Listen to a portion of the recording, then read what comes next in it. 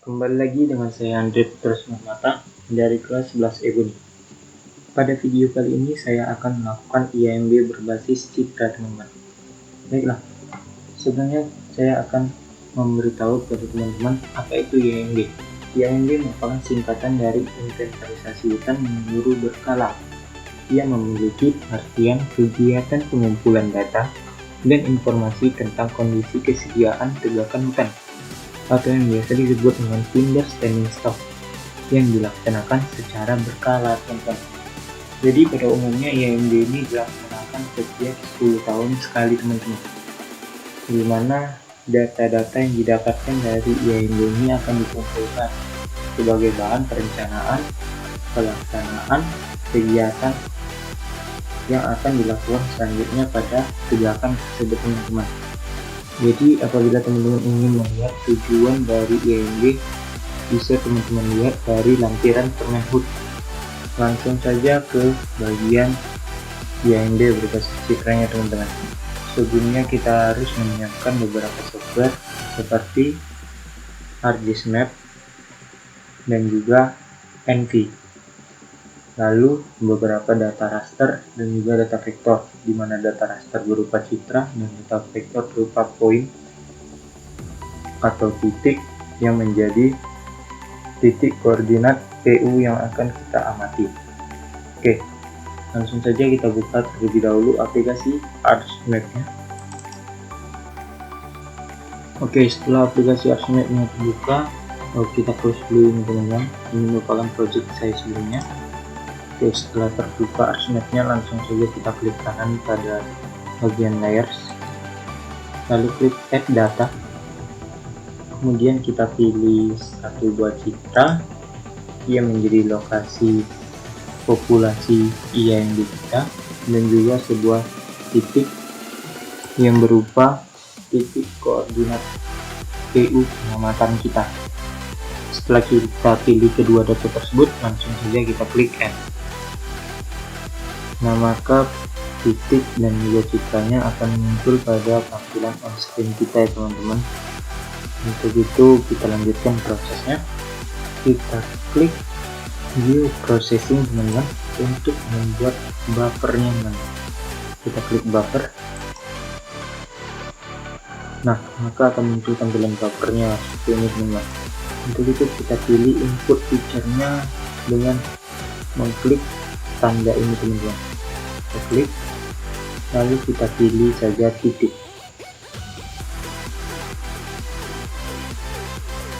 Setelah itu kita dapat merubah output feature class-nya, teman-teman. Kita pilih outputnya, teman-teman, mengklik logo ini. Nah, saya akan menyimpannya di folder ini dan menamainya dengan tahap 1.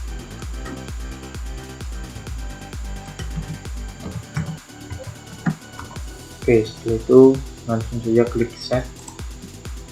Setelah itu kita lanjut ke bagian distance-nya, teman-teman. Di sini kita klik saja di bagian linear unit-nya, lalu kita jadikan satuannya meters.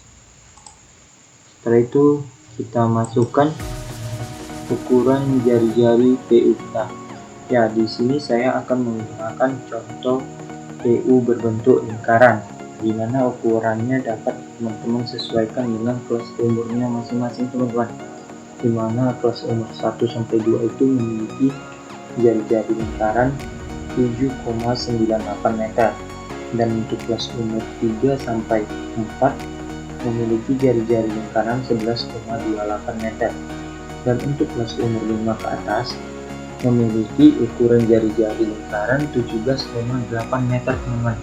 Jadi di sini saya akan menggunakan ukuran PU yang berjari-jari 11,28 meter.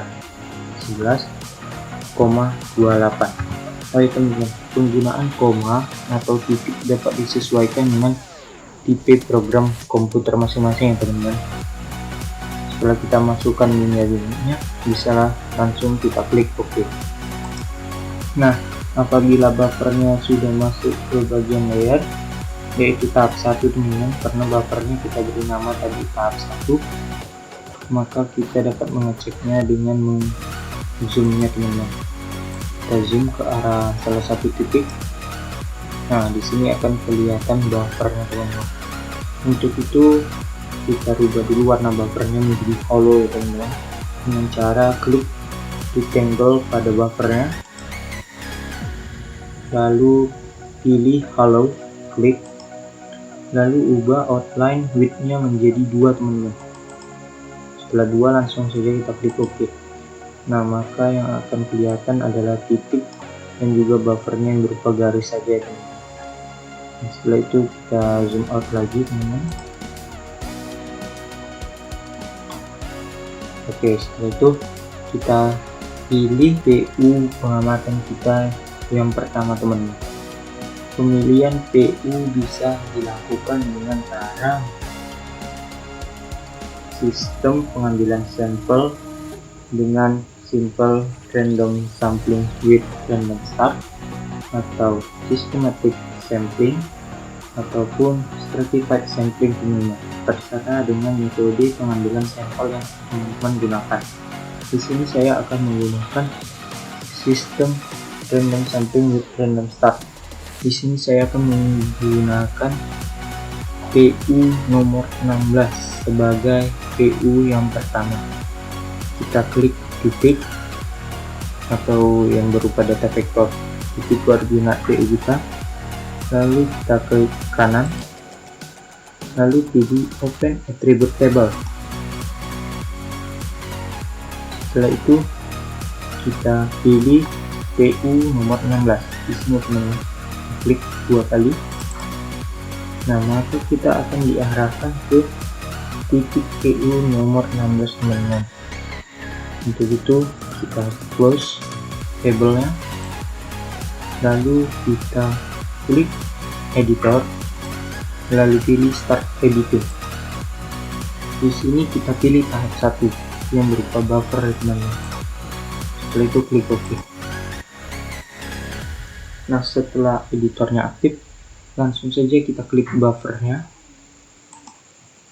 lalu kita klik Windows, lalu pilih image analysis, karena kita akan mengklik citranya teman-teman. Lalu kita pilih citra dasar pelaksanaan IAMB ini teman-teman, citra yang luas ini ya teman-teman. Kita klik, lalu kita klik. Nah, maka akan tercipta 2 buah citra teman-teman. Setelah itu langsung saja kita close. Nah, di sini sudah terdapat citra silhouette-nya teman-teman. Untuk itu kita hilangkan saja tanda bintang pada citra yang pertama teman-teman. Nah, maka yang tersisa hanyalah citra hasil clips dan juga buffernya teman-teman. Untuk itu kita ekspor dulu datanya dengan cara klik kanan pada klip citranya, klik kanan, lalu pilih data, lalu klik export data. Di sini kita dapat memilih lokasi penyimpanan filenya di bagian location. Saya sarankan untuk penyimpanan setiap file dalam pelaksanaan IAMB berbasis citra ini teman-teman simpan setiap filenya itu di dalam satu folder, karena hal itu akan mempermudah teman-teman pada saat mencarinya ya teman-teman. Oke, saya akan memilih folder penyimpanannya teman-teman. Nah, saya akan menyimpannya di folder coba CDN. Kita cukup memilihnya sampai nama folder saja, lalu klik add. Nah, untuk merubah namanya kita bisa merubahnya di bagian name. Kita hanya dapat merubah namanya di bagian huruf sebelum .tip-nya ya teman-teman. Saya akan menamainya dengan tahap 1. Oke, setelah kita beri nama langsung saja klik save. Di sini klik yes. Nah, maka citra hasil tip teman-teman pun telah selesai diekspor. Teman-teman dapat membuktikannya dengan cara melihat apakah hasil ekspor data teman-teman sudah timbul di bagian layersnya, yaitu tahap 1 teman-teman, sesuai dengan nama export file yang kita berikan tadi. Untuk itu kita minimize atau minimalkan dulu tampilan ArchMap-nya, lalu kita buka aplikasi NV-nya. Setelah aplikasi NV-nya terbuka, langsung saja kita cari file hasil klik citra kita tadi. Kita klik open, lalu kita pilih export data klik citra tadi teman-teman, yang kita beri nama tadi adalah tahap 1. Langsung saja kita pilih filenya yang berbentuk TIFF. Setelah itu kita klik buka. Nah, maka citra hasil klik teman-teman pun akan muncul pada tampilan on screen-nya teman-teman. Nah, di sini kita lanjutkan untuk mengaktifkan atau membuat drawing-nya ya teman-teman. Kita klik kanan pada klip citranya, lalu kita pilih new region of interest atau yang biasa dikenal dengan drawing. Kita klik.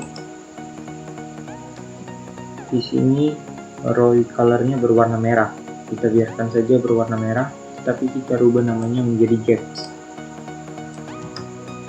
Gap sendiri berarti adalah jarak teman-teman, jarak yang tercipta antar pepohonan. Hal tersebut bisa dikatakan seperti lahan yang kosong, yaitu lahan yang tidak tertutupi oleh tajuk pohon teman-teman, sehingga lahan tersebut tidak masuk ke dalam penampakan tajuk teman-teman. Jadi kita bisa menamainya dengan gaps. Lalu memilih geometrinya dengan berbentuk poligon. Setelah kita beri namanya menjadi gaps, langsung saja kita close. Lalu kita buat drawing lagi teman-teman. Kita klik citranya, lalu kita klik kanan, lalu kita klik lagi new region of interest-nya teman-teman. Di sini colornya akan berwarna hijau ya teman-teman. Untuk color hijau kita ubah namanya dengan vegetasi atau penampakan tajuk pohon pada citra teman-teman. Oke, setelah kita beri nama, kita pilih geometrinya menjadi polyline. Setelah itu langsung saja kita close. Nah, kita dapat memulai drawingnya dari vegetasi atau gaps juga teman-teman. Di sini saya akan memulainya dengan vegetasi teman-teman. Kita klik 2 kali vegetasinya, lalu kita pilih polyline, lalu kita dapat memulai pemberian drawing vegetasinya teman-teman.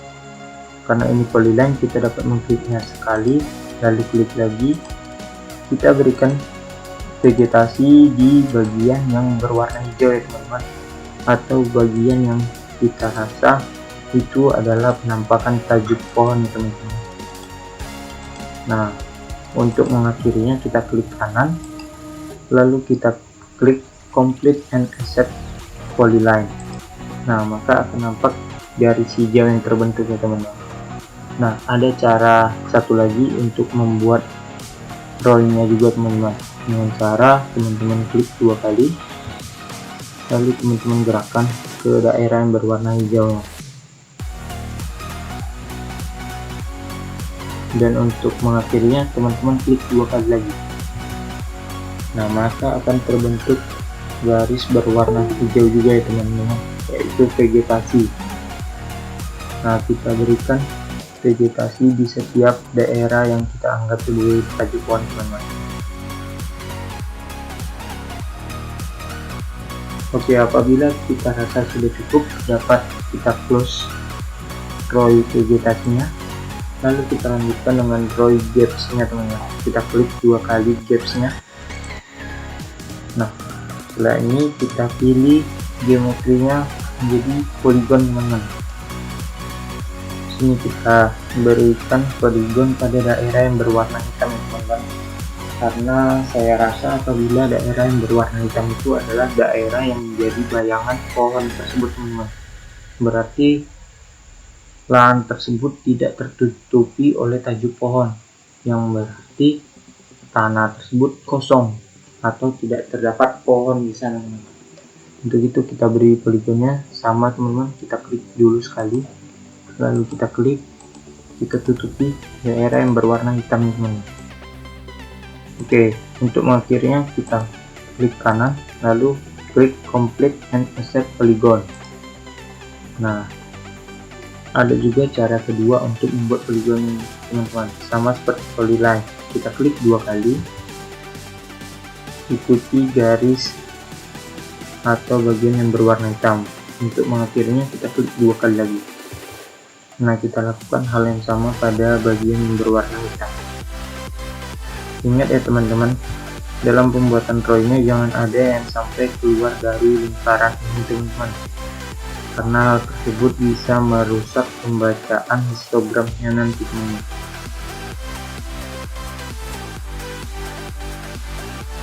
Oke, apabila kita rasa cukup, langsung saja kita close. Nah, setelah itu kita cari di bagian toolbox ini, kita cari support vector machine classification. Kita klik saja support.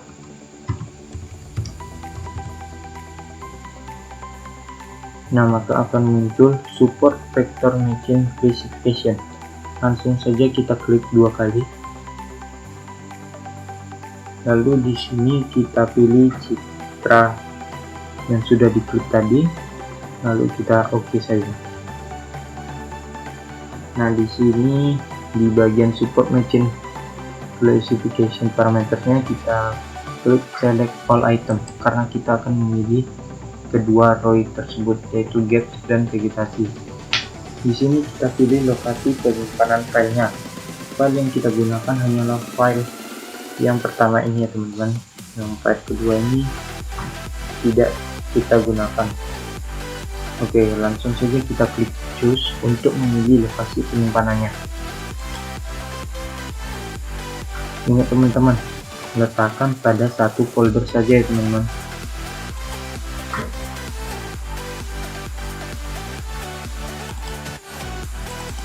Oke, di sini teman-teman, saya akan membuat namanya menjadi tahap 2A.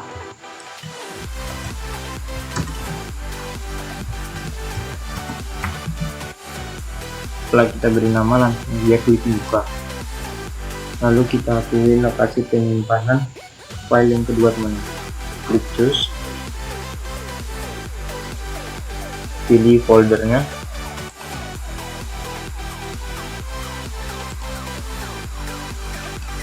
Lalu beri namanya. Di sini saya akan beri namanya dengan tahap 2B. Setelah kita beri nama, langsung saja klik buka. Setelah lokasi kedua file tersebut sudah kita pilih, langsung saja klik OK.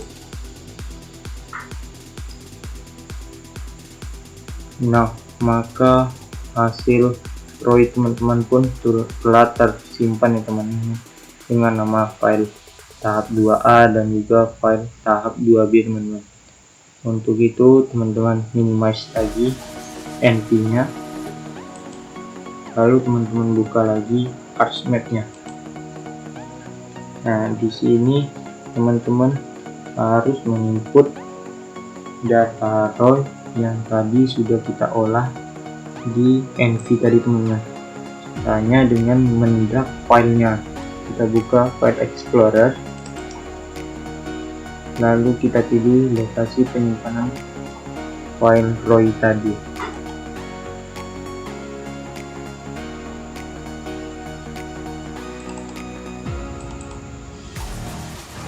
Nah, tadi kita beri namanya dengan tahap 2 ya teman-teman. Kita pilih tahap 2 saja teman-teman, pilih tahap 2 saja, yaitu file yang pertama. Lalu kita drag ke ArchMap-nya. Kita letakkan di bagian paling atas teman-teman. Nah, maka akan muncul tampilan drawingnya ya teman-teman. Untuk itu kita perlu mengkliknya teman-teman. agar daerah berwarna merah ini hilang ya teman-teman. Nah, kita hanya membutuhkan daerah yang di dalam lingkaran ini saja. Begitu kita klik Windows, lalu klik Image Analysis, lalu pilih tahap 2 teman-teman, yaitu hasil ROY yang baru saja kita input teman-teman, karena kita hanya ingin memotong bagian ROY yang berada di luar lingkaran ini teman-teman. Setelah kita pilih, langsung saja klik, langsung kita close. Nah, di sini kita hilangkan tanda centang pada tahap 2 nya teman-teman, pada file yang pertama yang belum kita klik, kita hilangkan tanda centangnya. Nah, maka yang akan tersisa hanyalah bagian ROY yang terdapat di dalam lingkaran. Setelah itu kita ekspor lagi data klipnya dengan cara klik kanan pada klipsnya, lalu pilih data, lalu klik export data. Di sini pada bagian location-nya kita pilih lokasi folder di mana file ini akan kita simpan teman-teman. Nah, saya akan menyimpannya di folder ini, folder yang sama sebagai lokasi penyimpanan saya teman-teman. Setelah kita pilih foldernya, langsung saja klik add. Lalu di menu kita dapat merubah namanya teman-teman. Kita rubah namanya di kalimat sebelum .tit-nya teman-teman. Di sini saya akan membuat namanya menjadi tahap 3. Oke, setelah kita beri nama dan formatnya juga masih tit, langsung saja kita klik save. Di sini kita klik yes. Di sini kita klik yes. Nah, apabila proses sudah selesai, maka akan muncul tahap 3 di bagian layarnya teman-teman, yaitu hasil klik ROY teman-teman tadi ya. Untuk itu kita minimize lagi tampilan attachment-nya, lalu kita buka lagi aplikasi NT-nya, lalu kita klik open, kemudian kita input file tahap 3 tadi ya teman-teman, yaitu ROY yang sudah kita klik tadi. Setelah kita pilih filenya, langsung saja kita klik buka. Nah, maka akan muncul tampilan berwarna hitam dan putih ini teman-teman. Untuk itu kita hilangkan tanda centang bagi file yang tahap 2A dan tahap 2B yang berupa ROY pertama dan ROY yang keduanya. Kita hilangkan tanda centangnya. Oke, maka yang tercipta hanyalah bagian yang berwarna hitam dan putih ya teman-teman. Oke, bagian berwarna putih ini adalah vegetasi teman-teman, atau tajuk pohon, sedangkan bagian berwarna hitam ini adalah gaps atau jarak antar pohonnya ya teman-teman. Untuk itu kita lanjutkan lagi prosesnya. Kita cari pada bagian toolbox-nya, kita cari compute statistik teman-teman.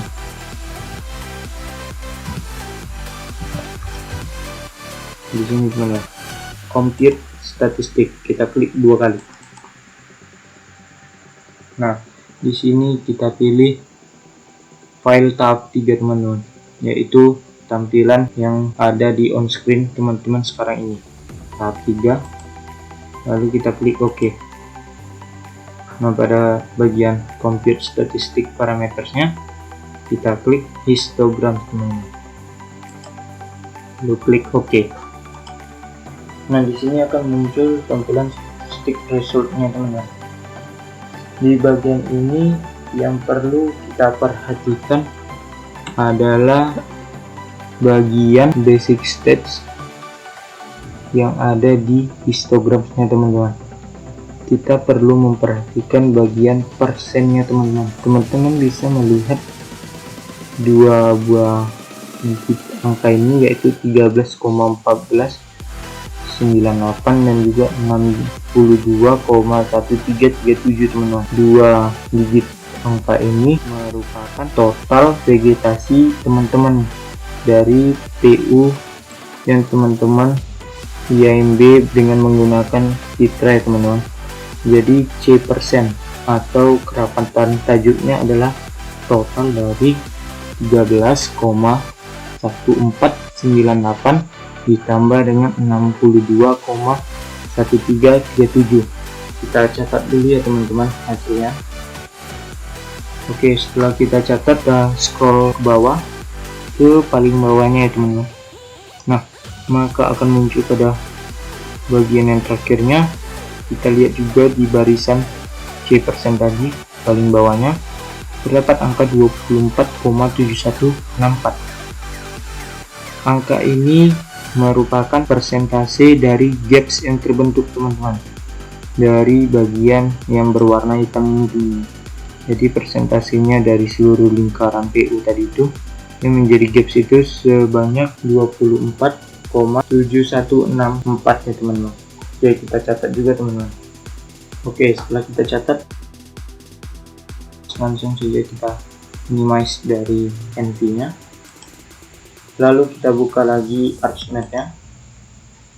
Di sini kita hilangkan tanda centang pada bagian ROI nya atau ROI, kita hilangkan. Nah, maka yang tercipta hanyalah hasil klik dari citra yang pertama kita lakukan ya teman-teman, pada bagian awal proses klik citra yang pertama kali kita lakukan. Untuk itu kita klik editor dulu, kita pilih save edit, lalu kita klik editor lagi, lalu stop editing. Setelah stop, kita aktifkan lagi editornya, klik editor, lalu stop editing. Di sini kita pilih tahap 1 teman-teman, yang berupa klik citra awal kita tadi ya teman-teman. Setelah kita pilih, langsung saja kita klik OK. Nah, setelah itu kita klik katalog di sini teman-teman. Lalu kita pilih folder di mana kita akan menyimpan save file yang akan kita buat. Karena saya akan membuat save file di sini ya teman-teman. Ingat, kita pilih saja folder yang sama dari lokasi tempat kita menyimpan file-file yang tadi sudah kita simpan di tutorial ini ya teman-teman. Tapi kita klik sekali, setelah kita pilih langsung kita klik kanan, lalu kita pilih new, lalu kita klik save file. Di sini kita beri nama diameter saja teman-teman.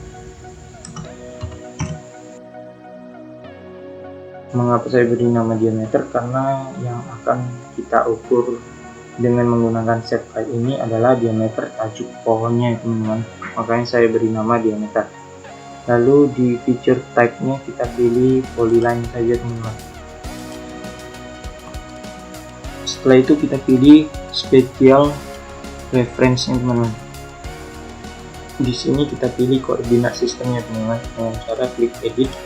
Nah, maka dari sini kita harus mengetahui koordinat UTM citra yang kita gunakan ya teman-teman.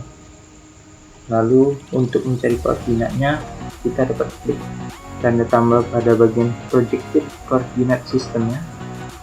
Kita klik tanda tambah ini, lalu kita pilih UTM, kita klik tambahnya, lalu kita pilih WGS 1984, kita klik tanda tambah. Karena citra yang saya gunakan ini terdapat pada koordinat UTM 49S, maka saya memilih yang Southern Hemisphere karena dia terletak di bagian South atau selatan. Tapi apabila citra teman-teman berada di bagian North atau utara, teman-teman pilih North teman-teman. Sini saya pilih yang South. Lalu di sini kita pilih zona UTM-nya. Seperti yang sudah saya katakan, saya menggunakan zona UTM 49S. Setelah kita pilih, langsung saja kita klik OK. Nah, maka project coordinate sistemnya pun sudah muncul ya teman-teman, sudah berada di bagian description-nya. Untuk itu kita klik OK. Nah, maka di sini kita klik dulu editor lagi, lalu kita buat stop editing, lalu kita editor lagi, lalu kita klik start editing. Di sini kita pilih diameter, yaitu shape file yang baru saja kita buat, lalu kita klik OK. Nah, maka polyline dari diameter tersebut pun akan muncul pada bagian create feature-nya. Langsung saja kita mulai. Kita klik diameter, lalu kita pilih line. Nah, setelah itu kita zoom dulu, lalu kita berikan tanda X sesuai dengan lebar tajuk font yang akan kita ukur. Di sini kita interpret ya teman-teman, kita duga yang mana kita rasa adalah pohon. Setelah di sini saya merasa bahwa ini adalah pohon, satu buah pohon ya teman-teman. Lalu kita klik di sini, lalu kita klik 2 kali di sini teman-teman untuk mengakhirinya. Nah, akan terbentuk sebuah polyline ya teman-teman. Nah, kita berikan tanda X teman-teman. Kita buat lagi satu lagi polyline-nya. Kita klik sekali, lalu kita klik 2 kali. Nah, akan terbentuk tanda X-nya ya teman-teman pada satu pohon. Kita lakukan hal yang sama pada 5 pohon sampel saja ya teman-teman. Itu sudah 1, kita buat 5. Sudah 2 pohon teman-teman, 3 pohon, 4 pohon, dan 5 pohon. Oke, saya rasa sudah cukup. Kita klik editor, lalu pilih save edit, lalu klik lagi editor, lalu stop editing. Nah, di sini kita klik diameter yang berupa shape file yang baru saja kita buat. Kita klik kanan, lalu kita pilih open attribute table, kita klik. Lalu di sini kita pilih table option ya teman-teman, kita klik. Lalu kita klik juga add file, karena di sini saya akan menambahkan kolom pada tabelnya teman-teman. Di sini kita beri nama diameter. Lalu kita pilih type-nya menjadi double. Setelah itu kita klik OK. Nah, maka akan tercipta kolom baru teman-teman, kolom diameter. Untuk itu kita klik bagian kolom diameternya, lalu kita klik kanan, lalu kita klik calculate geometry. Di sini kita klik yes. Lalu di sini kita pada bagian propertinya kita pilih like saja, karena di sini saya akan mendaftarkan panjang dari polyline-nya. Setelah ini kita pilih unitnya meter juga, meter. Nah, setelah itu langsung saja kita klik OK. Sini yes. Nah, maka akan muncul ukuran panjang dari setiap polyline, di mana ukuran ini merupakan ukuran dari diameter tajuk pohon ya teman-teman. Jadi nomor 0 dan 1 ini merupakan tajuk pohon 1 ya teman-teman. Jadi perlu kita cari nilai rata-ratanya teman-teman. Caranya dengan 3,8100008 ditambah 3,53576. Kita jumlahkan kedua bilangan ini, lalu kita bagi 2 teman-teman. Jadi didapatkanlah rata-rata diameter tajuk pohon pertama. Begitu pula dengan tajuk pohon kedua, yaitu bilangan yang terdapat pada nomor 2 dan juga nomor 3, yang kemudian kita bagi 2. Begitu seterusnya sampai kepada titik ke-9, polyline ke-9 teman-teman, cari rata-ratanya. Baiklah, saya akan mencari rata-ratanya terlebih dahulu ya teman-teman. Oke teman-teman, di sini saya sudah mendapatkan hasil rata-rata di setiap ukuran diameter pohonnya teman-teman. Untuk itu kita close saja teman-teman. Lalu kita buka Microsoft Excel ya teman-teman. Nah, di sini saya sudah menyiapkan sheet pertama itu yang berisikan item-item yang perlu kita salin ke dalam Excelnya ya teman-teman, berupa koordinat X, koordinat Y, nomor PU, C%, gaps, D1, D2, D3, D4, D5, D rata-rata, N1, N2, dan N rata-rata. X dan Y nya bisa kita isikan dengan nilai koordinat PU nya ya teman-teman. Bisa kita lihat dari open attribute table titiknya teman-teman. Kita klik titik, lalu kita klik kanan, lalu kita buka open attribute table. Nah, di sini sudah terdapat koordinat X dan Y nya teman-teman. Kita buka koordinat X dan Y PU 16 ya teman-teman. Nah, ini dia teman-teman, kita catat di koordinatnya teman-teman. Oke teman-teman, setelah teman-teman catat koordinat X dan Y nya, bisa teman-teman close, lalu teman-teman masukkan ke data Excel nya. Koordinat X nya tadi adalah 5454 31, 4036 29, dan koordinat Y nya 9189 471, 10454.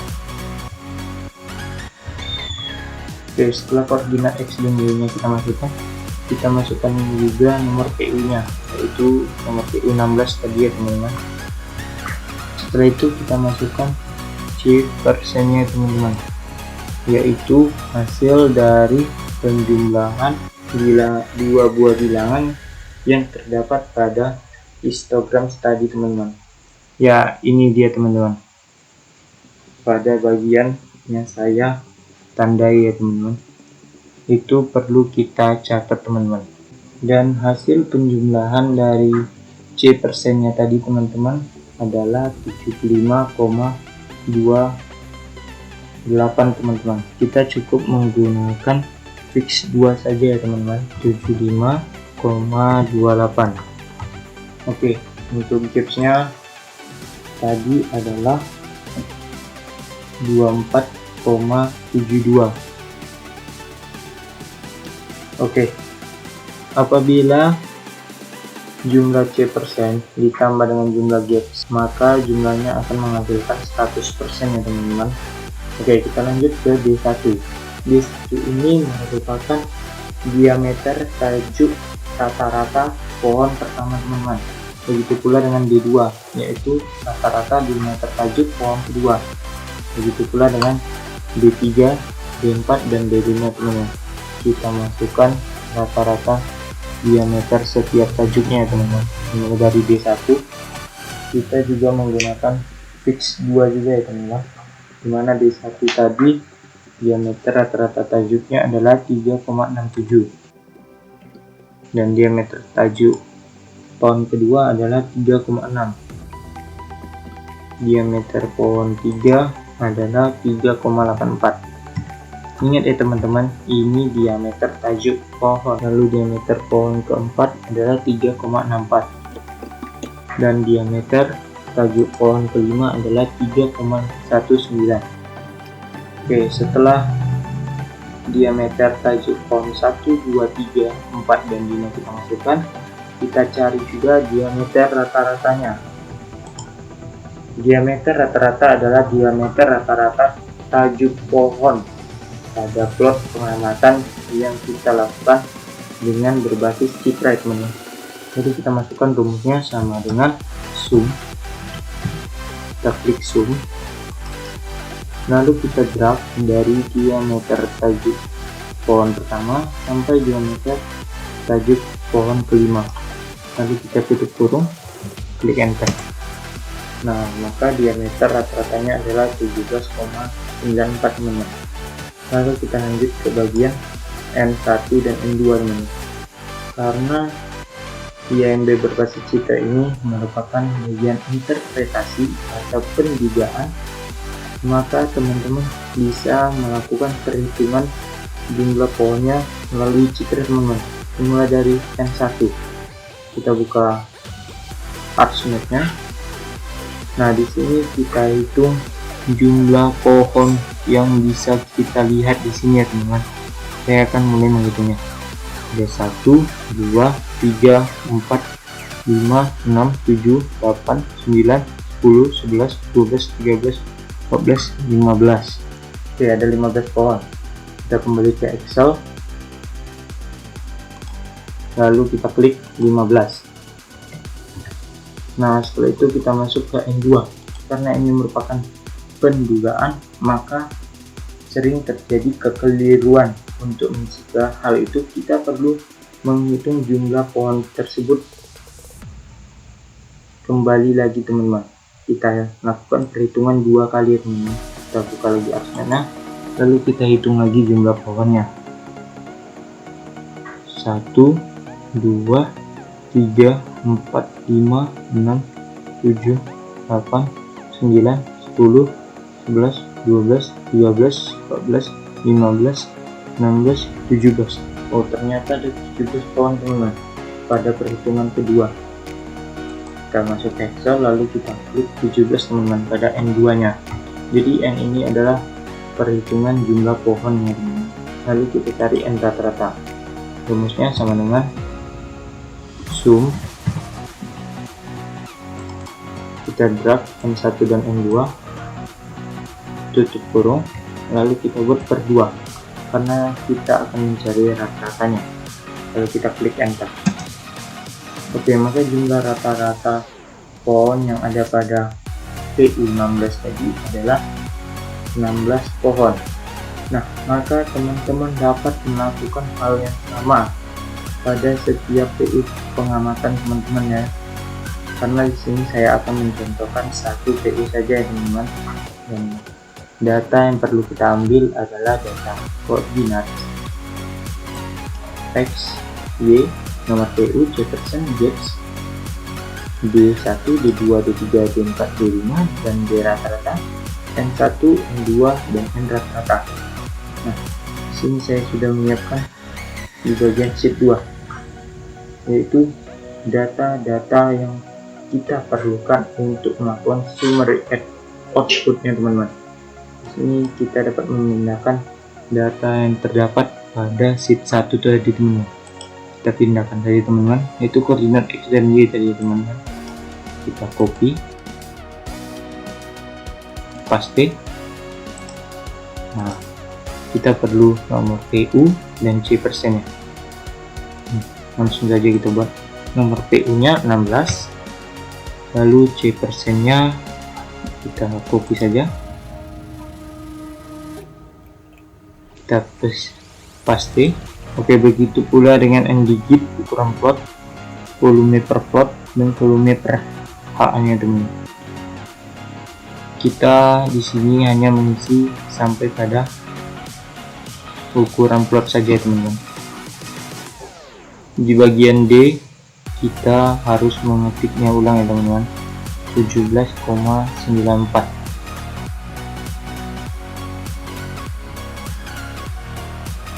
Oke, kita masukkan juga N digitnya. Kita juga harus mengklik ulang ya teman-teman, yaitu 16. Oke, setelah itu kita masuk ke ukuran plot. Karena tadi ukuran plot yang saya gunakan adalah 11,28, yaitu ukuran jari-jarinya, maka kita masukkan juga ukuran plotnya 11,28. Oke, setelah itu kita masukkan RPA. RPA ini merupakan informasi tambahan ya teman-teman. Jadi teman-teman dapat menambahkan informasi tambahan seperti RPA berapa, lalu stratumnya bagaimana, sesuai dengan keinginan teman masing-masing. Oke. Lalu sini saya akan masukkan RPH Getas. Oke, setelah itu terdapat dua buah kolom lagi, yaitu volume per plot dan juga volume per hektar. Data volume per plot dan per hektar ini kita dapatkan dari data sebenarnya di lapangan, teman-teman. Nah, di sini volume per plot dan volume per hektarnya juga sudah saya ketahui karena saya telah melakukan pengukuran langsung ke lapangan sendiri ya teman-teman. Jadi volume per plot yang saya temui di sana adalah 0,336638 meter kubik, teman-teman. Volume per plot tersebut adalah jumlah volume pohon yang ada di PU tersebut ya teman-teman. Jadi jumlah seluruh volume pohon yang ada di PU tersebut kita jumlahkan, maka didapatkanlah volume per plot. Lalu untuk volume per hektarnya bisa kita buat dengan cara sama dengan volume per plot, karena ukuran plot yang saya gunakan adalah 11,28 dan apabila kita cari luasnya itu sama dengan 0,04 hektar, dan agar 0,04 hektar tersebut menjadi 1 hektar full, maka ukuran luasan PU nya perlu kita kalikan dengan 25. Oleh karena itu volume per plotnya kita kali dengan 25. Setelah itu kita klik enter. Nah, maka didapatkan volume per hektarnya adalah 8,41595 meter kubik. Nah, data-data ini telah saya pindahkan ke sheet 3. Jadi teman-teman dapat melakukan pengikutan data-data X, Y, nomor PU, P%, digit, N digit, ukuran plot, RPA, volume per plot, dan volume per hektarnya di setiap PU nya ya teman-teman. Jadi data teman-teman itu mungkin akan berbentuk seperti ini. Jadi mengandung banyak angka-angka ya teman-teman. Jadi di sini plot 16, di sini plot 20. Ya, sesuai dengan urutan plot teman-teman masing-masing ya teman-teman. Mungkin gambarannya seperti ini. Oke, lanjut kita buka di sheet 3. Di sheet 3 merupakan data kompilasi yang telah saya lakukan teman-teman. Di sini saya sudah melakukan IAMB di plot atau PU nomor 16, 26, 15 dan sampai 21 teman-teman, yaitu sekitar 31 plot teman-teman. Nah, setelah kita melakukan data kompilasi seperti ini, kita dapat melakukan metode regresi teman-teman. Jadi metode regresi sendiri memiliki artian salah satu metode yang digunakan untuk menentukan hubungan sebab akibat antara variabel satu dengan yang lainnya. Rumusnya adalah Y sama dengan A plus minus BX1 plus minus BX2 plus minus BX3, dan keterangan Y regresi, A bilangan konstanta, B koefisien, X variabel bebas. Atau teman-teman bisa melihatnya di layar teman-teman sendiri ya teman-teman. Oke, jadi kita buka data. Di sini kita pilih data analisis. Oh ya, bagi teman-teman yang belum memiliki data analisis, teman-teman bisa menginputnya dengan cara mengklik logo ini. Sebelumnya saya ingin memberitahu cara ini merupakan cara yang bisa dilakukan pada Microsoft Excel 2007 ya teman-teman. Lalu pilih Excel option, lalu klik Add-ins, lalu klik Analysis Toolpath, lalu klik Go. Nah, di sini teman-teman dapat mengaktifkan tanda centangnya pada bagian Analysis Toolpath. Setelah teman-teman beri tanda centang, klik OK. Nah, setelah itu teman-teman klik data analisisnya, lalu teman-teman pilih regression. Ini ya teman-teman, regression, lalu klik OK. Nah, Di sini teman-teman masukkan input Y range-nya atau file Y dan input X range-nya atau file X. Di sini file Y adalah file yang dependent atau tidak dapat dipengaruhi, yaitu berupa data volume per hektar ya teman-teman, volume yang didapat dari hasil dari lapangan teman-teman. Sedangkan input X range-nya adalah bilangan independen atau yang dapat dipengaruhi, yaitu berupa data citra teman-teman, mulai dari C%, D digit, dan N digit teman-teman.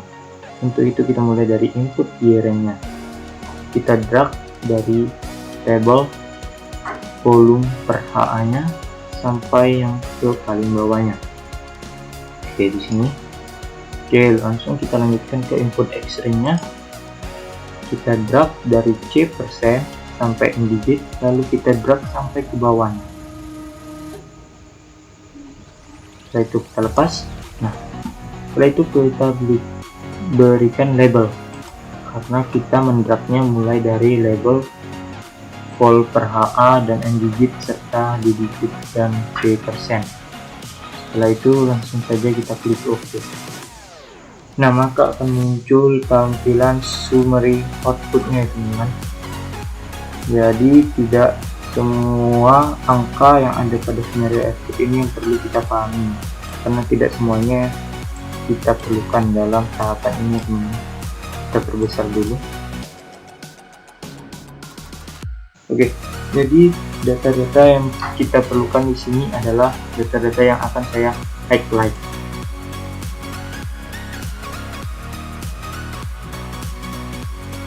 Nah, data-data yang kita perlukan adalah data-data seperti ini ya teman-teman. Kita mulai dari multiple R atau yang biasa kita dengar dengan korelasi atau F, yaitu hubungan antara variabel X dan Y dengan nilai berkisar pada -1 lebih kecil dari korelasi lebih kecil dari 1, yaitu nilainya berkisar antara -0,9 sampai 0,9 ya teman-teman. Lalu determinasi atau bagian R square atau yang biasa dikenal dengan R kuadrat, yaitu tingkat hubungan antara variabel X dan Y dengan nilai berkisar pada 0 lebih kecil atau sama dengan R kuadrat lebih kecil atau sama dengan 1, berarti nilainya berkisar antara 0 sampai dengan 1 ya teman-teman. Lalu kita lanjutkan pada bagian ini teman-teman.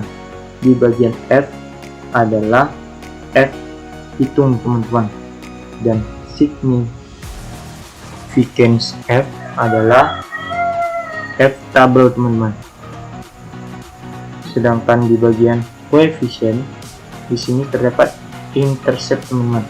Intercept ini pada rumus regresi dilambangkan dengan A atau bilangan yang mutlak teman-teman.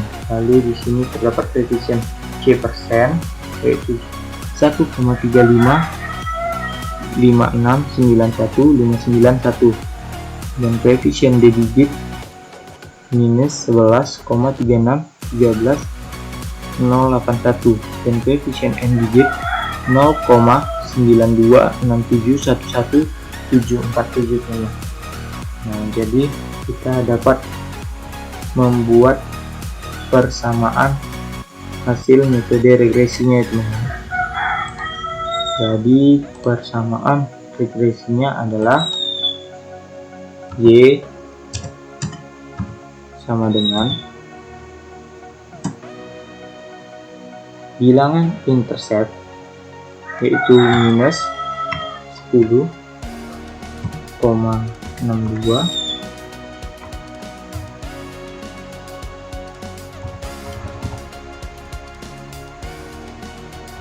ditambah dengan coefficient C%-nya, yaitu bilangan coefficient-nya juga ya teman-teman, yaitu C, dikurang karena tandanya minus, dengan koefisien D. Lalu kita tambah dengan koefisien N. Kita buat N juga. Ini merupakan persamaan regresinya teman-teman. Sedangkan untuk kesimpulan dari hasil summary outputnya adalah R atau korelasi sama dengan 0,27. Kita cukup menggunakan fix 2 saja teman-teman, yang artinya hubungan antara variabel X dan Y lemah karena bernilai mendekati 0 dan arahnya positif. Lalu kesimpulan kedua, R kuadrat atau determinasi sama dengan 7%. 7% didapatkan dari hasil 0,07 dikali 100 ya teman-teman. Maka korelasi sama dengan 7%. Perubahan variabel Y dipengaruhi oleh variabel X. Jadi perubahan variabel Y yang dipengaruhi oleh variabel X adalah sebesar 7%. Lalu yang ketiga, F hitung 0,72 lebih besar daripada F tabel 0,5, yang berarti hubungan diterima dan variabel bebas terbukti berpengaruh terhadap variabel terikat. Oke, sekianlah video yang dapat saya sampaikan mengenai IAMB berbasis citra. Apabila terdapat kesalahan dalam saya membuat video ini, saya mohon maaf. Akhir kata saya katakan goodbye.